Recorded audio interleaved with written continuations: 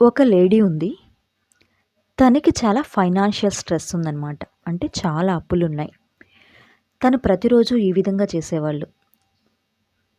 Every morning నిద్ర లెగుస్తూనే, thank you for the money. I have and the money that's coming.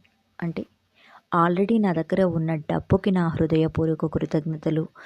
నా జీవితంలోనికి రాబోతున్న డబ్బుకి నా హృదయపూర్వక కృతజ్ఞతలు అని ఈ ఫీలింగ్‌ని హార్ట్‌ఫుల్‌గా ఫీల్ అవుతూ ప్రతిరోజు చెప్పడం మొదలుపెడుతుంది తను.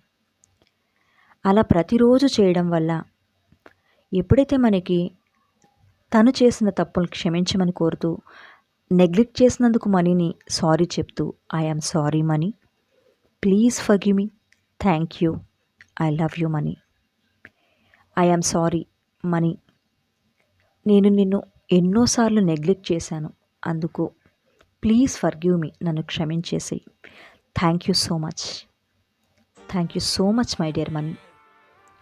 నాకు అవసరం వచ్చిన ప్రతిసారి నా ప్రతి అవసరాన్ని తీరుస్తున్నందుకు నీకు నా హృదయపూర్వక కృతజ్ఞతలు. ఐ లవ్ యూ మనీ, నువ్వంటే నాకు చాలా ఇష్టము. ఈ విధంగా ప్రతిరోజు చెప్పడం మొదలుపెట్టారు. విత్ ఇన్ ఏ మంత్ అన్ఎక్స్పెక్టెడ్గా తనకు ఒక జాబ్ ఆఫర్ అనేది వచ్చింది. ఒక్క మంత్లోనే. అర్థమవుతుందా? ఒక జాబ్ ఆఫర్ వచ్చింది. తను ఉన్నటువంటి ఆ అప్పులు ఏవైతే ఉన్నాయో ఆ బిల్స్ అన్నీ కూడా క్లియర్ చేసేసింది. అది గ్రాటిట్యూడ్ యొక్క పవర్ అనేది.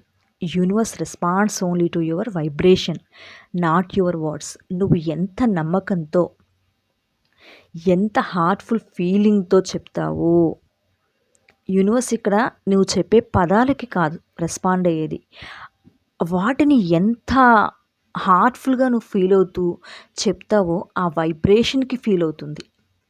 అర్థమవుతుందా? ఎస్.